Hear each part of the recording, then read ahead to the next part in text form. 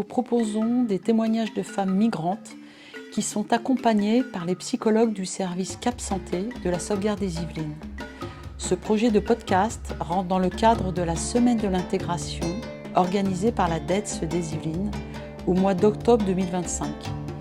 Vous avez la possibilité d'écouter 3 podcasts concernant 3 parcours de femmes, toutes anonymisées. Nous vous souhaitons une bonne écoute.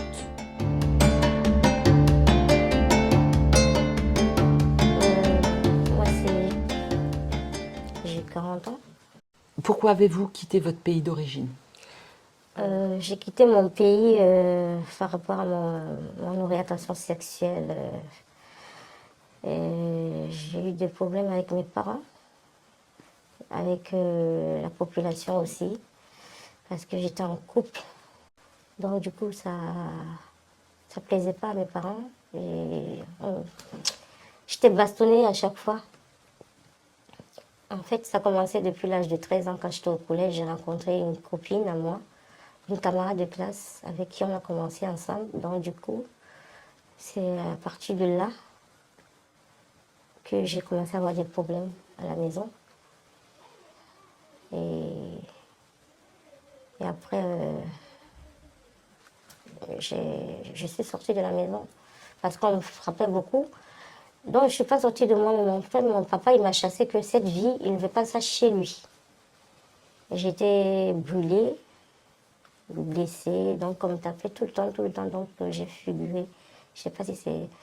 J'ai quitté la maison et après je suis allée m'installer avec ma copine. Comme on était un couple, du coup on avait toujours des gens qui nous harcelaient, que des filles comme vous, qu'est-ce que vous faites ensemble? On était toujours harcelés, agressés, bastonnés par la population pendant beaucoup d'années. Hein. Après, c'est quand on m'a brûlée avec la population, parce qu'on était en location ensemble. Du coup, en fait, quand j'ai quitté la maison, j'ai été violée. Et je suis tombée enceinte. Dans ce viol, j'ai jamais connu qui le faire parce qu'ils étaient nombreux. Avec ma copine, on nous a violés. Et quand je suis tombée enceinte, j'ai accouché, j'ai abandonné mon fils. Donc, après, j'ai appris que mes parents sont venus le récupérer. Bah, j'ai continué ma vie avec ma copine.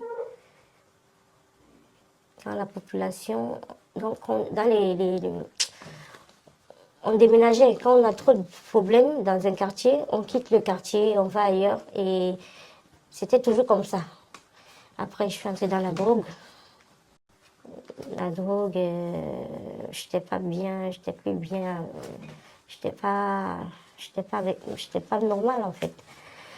Et une nuit, ils sont venus casser la porte. C'était les frères de la copine avec qui j'étais en couple.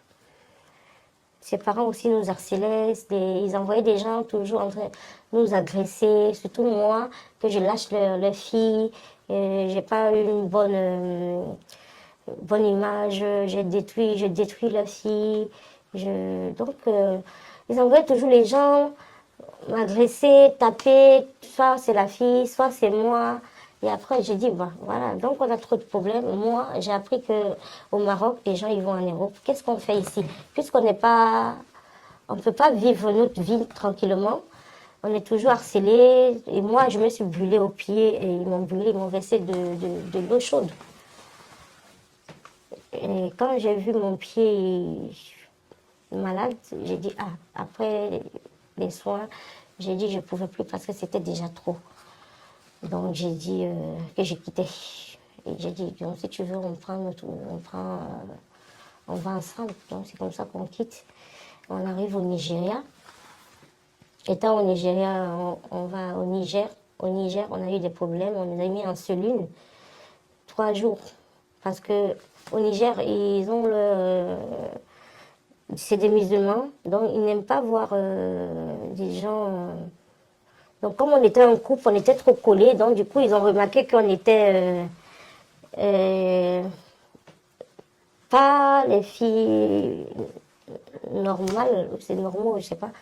On n'était pas bien, on avait des déguisements bizarres. Donc ils ont dit, voilà, comme c'était le ramadan, il ne faut pas que on s'habille bizarrement dans leur pays. Du coup, ma copine a mal répondu, ils nous ont frappé, ils nous ont mis en cellule. Après cellule, ils nous ont refoulés au Nigeria. Après, on est remonté pour aller au Niger, toujours.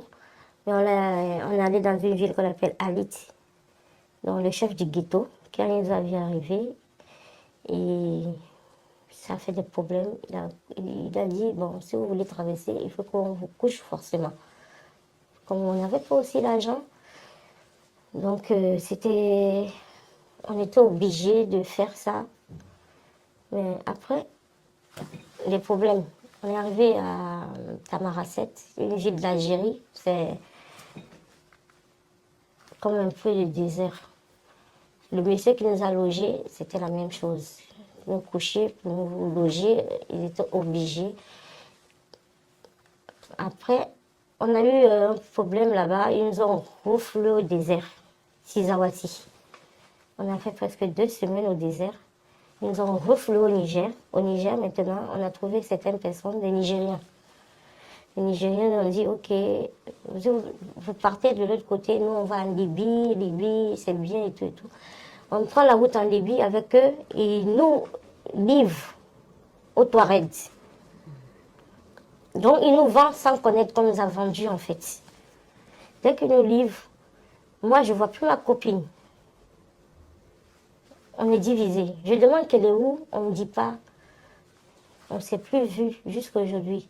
Après, moi j'ai été vendue, mais je ne savais pas que j'étais vendue. Je ne sais pas ce qu'il a dit, comme je ne parle pas anglais, je ne sais pas ce qu'il a expliqué. J'étais enfermée. Pendant plusieurs, on venait toujours me donner à manger, je ne savais pas. Je croyais que peut-être on attend qu'on nous amène à Tripoli, peut-être pour voyager. C'est là le monsieur qui nous a vendus, il dit, tu aimes déjà ma femme. Ton frère, je lui ai remis de l'argent. J'ai dit, comment ça? Il dit, non, tu es ma femme. Il a commencé à me coucher tout le temps, me coucher. Ses amis venaient, me couchent. Il y avait beaucoup de personnes qui venaient tout le temps, tout le temps.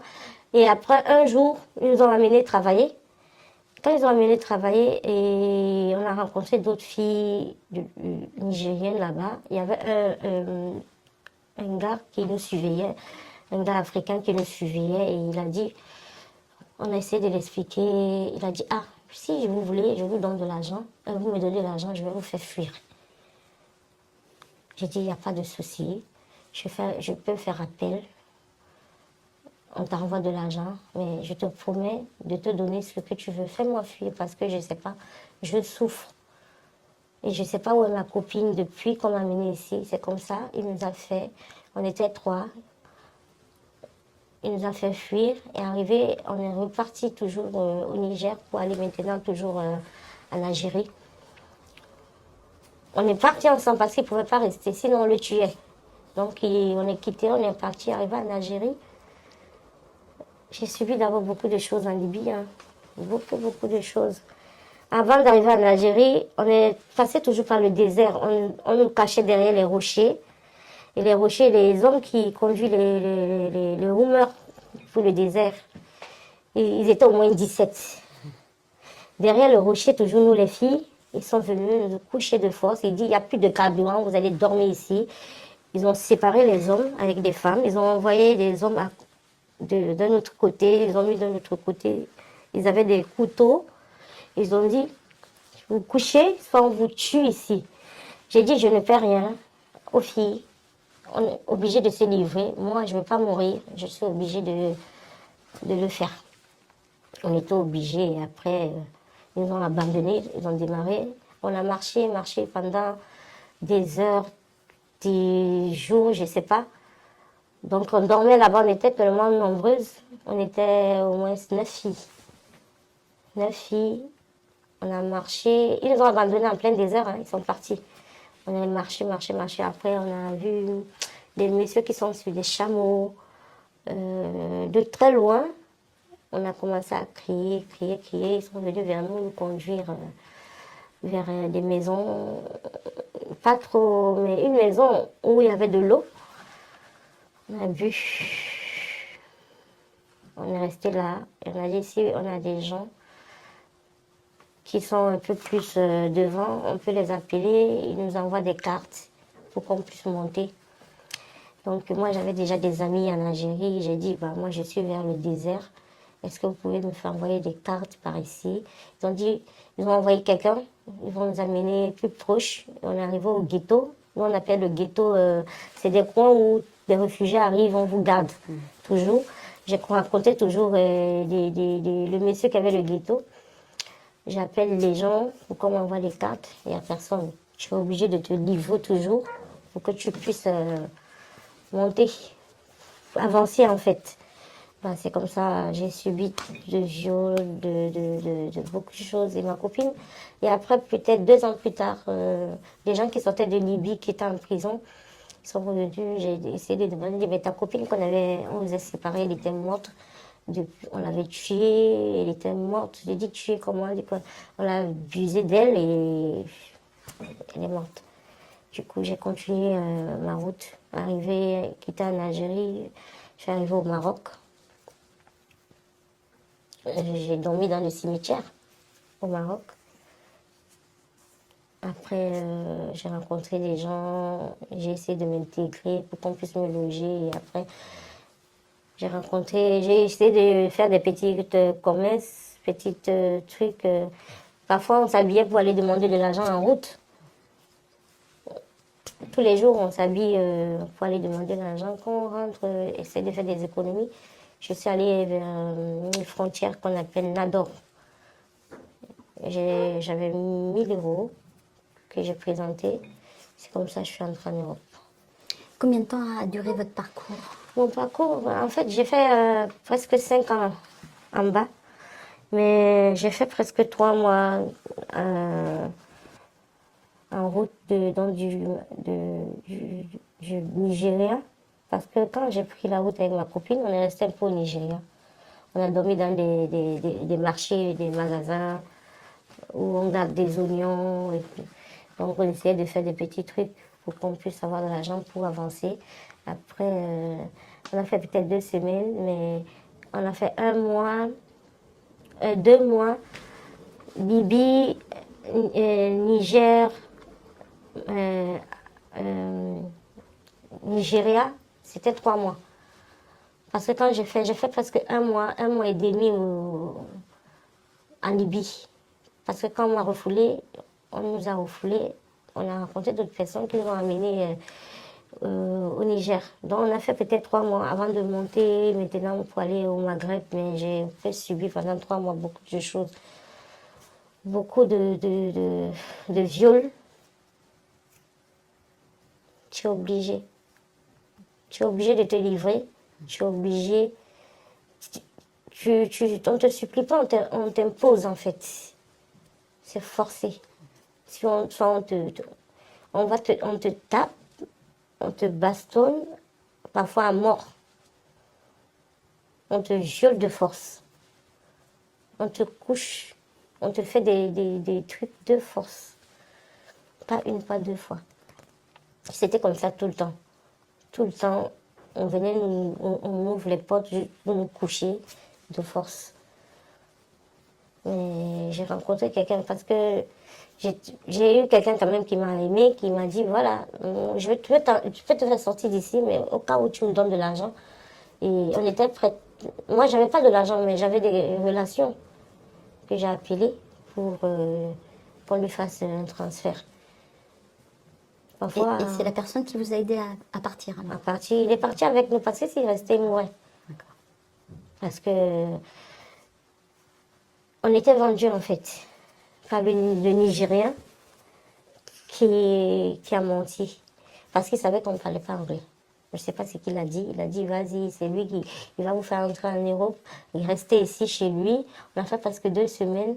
On nous donne qu'à manger, on attend. Il n'y a rien. J'ai commencé à avoir des doutes. J'ai dit, c'est pas clair. Tous les jours, il y a des nouveaux visages. Ils viennent nous coucher. Qu'est-ce qui se passe? Tu ne vois pas le dehors. Tu ne connais même pas tu connais même pas où tu es en fait. On ne vous amène pas en ville. Vous n'êtes pas en ville, vous êtes dans les frontières. Tu ne peux pas sortir pour fuir seul. Tu ne sais pas par où commencer, comme dans un champ. de maïs ou de pommes. Il n'y a qu'une seule maison. Il n'y a pas une voiture. Il n'y a pas de voiture, il n'y a rien. Tu ne sais pas comment tu vas commencer. Et donc vous avez traversé la Méditerranée. Oui, et après, j'ai traversé la Méditerranée. La première fois, on nous a pris dans l'eau. On nous a tapés, on nous a menés en cellule. En cellule une, deux, j'ai essayé de plusieurs fois de traverser l'eau, mais ça n'a pas marché. Parfois, il y a des Marocains, ils venaient avec des couteaux pour percer le zodiaque. On nous laisse dans l'eau comme ça, avec des bouées ou avec des gilets de sauvetage. Tu te démets de nager où il y a des hommes qui sont là, qui vous aident à sortir de l'eau. Et après, une fois, je suis entrée. Je suis entrée au mois de juillet 2018. Arrivée en Espagne, après l'Espagne, j'ai fait une semaine en Espagne. Après, j'ai dit, ah, moi, je vais à Paris. C'est comme ça que je suis arrivée ici. Je suis arrivée à Limoges, j'ai fait un mois à Limoges. Je suis toujours un monsieur, mais je ne sais pas, je n'ai pas la chance de tomber toujours. Chaque fois que je tombe dans une maison où il y a des hommes, c'est toujours moi. Ils veulent, en fait, ils veulent toujours abuser de moi. La même chose, je suis tombée dans une maison à Limoges, c'était la même chose. Le monsieur qui me logeait m'a envoyé chez lui, qu'il me loge, qu'il m'oriente. Il dit, vas-y, si tu ne couches pas avec moi, moi je vais appeler la police. Tu viens d'arriver, tu n'as pas de papier. Bah, je suis sortie, je fuis la nuit. Je suis allée à la gare, comme ça, j'ai volé le train. Je suis arrivée à Paris, comme ça, là, je ne connaissais personne. Donc, c'est comme ça. Et donc vous habitez dans les Yvelines.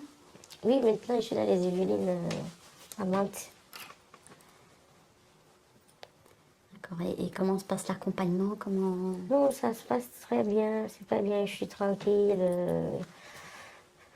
J'ai la paix du cœur. Étant là-bas, je suis tranquille. Maintenant, j'ai où dormir au moins. J'ai pas de problème. Et donc vous avez un accompagnement avec Oui. une psychologue. Oui. Oui, j'ai un accompagnement parce que j'ai mes accompagnateurs qui m'ont... Vu mes opérations chirurgicales que j'ai eues, j'étais pas bien. J'étais toujours... j'avais toujours mon passé qui venait toujours dans la tête. Et quand je me retrouvais seule, je craquais. Je m'en voulais à moi-même tout le temps. Je dis, mais pourquoi j'ai pas de chance? Pourquoi c'est toujours moi que toute négativité retombe? Parce que j'ai été opérée en 2 ans, 3 fois. Je disais, je ne sais pas qu'est-ce qui ne va pas dans ma vie. Et ma tête n'était pas bien, je parlais seule, j'étais aigrie, j'étais jalouse. J'avais toujours des remords qui venaient. Et quand je mets la musique, je pensais toujours à mon ex-copine que j'ai perdue aussi. Parce qu'au moins, elle était là pour moi. J'avais personne d'autre. Et pour avoir que je dors aujourd'hui, je dis toujours Dieu merci parce que j'ai trop galéré pour dormir en France. J'ai trop galéré. Et dans ma communauté africaine, ils se moquent toujours de moi comme je ne suis pas bien, je n'ai pas de situation. Et ils me traitent de mangeuse de pète blanche tout le temps. Du coup, je fuis. Je les fuis, j'essaie de rester seule. Quand je reste seule, je ne vais pas aussi bien, ma tête et tout. Je suis obligée de fumer la beuh pour que je sois calme. Soit de boire pour que j'essaie de... Quand ça finit, quand je me réveille, ça recommence encore. Pour mon passé d'avant, j'ai oublié trop de choses, j'ai vécu trop de malheurs. En fait, ici, je me sens et je vois que je suis libre de vivre ma vie ici, de sortir avec qui je veux. Je n'ai pas quelqu'un qui va me juger. Si on me juge dans ma communauté, je les fuis. Je vais chez d'autres personnes qui m'acceptent. Et depuis que je suis dans une autre association, je me sens un peu libre. Je ris avec les gens, ils ne connaissent pas mon passé, ils ne connaissent pas ma vie, mais je suis avec eux. Mais quand je vais où il y a mon milieu africain, Je me sens un peu rejetée par eux parce que tout le temps, ils sont en train de toujours de parler qu'elle est lesbienne. Elle est ceci, elle est cela. Moi, ça me fait même pas mal qu'on me traite de lesbienne, mais ça me traite mal qu'on me rejette. On me rejette d'une façon comme si je ne suis pas une personne. J'ai plus envie de ça.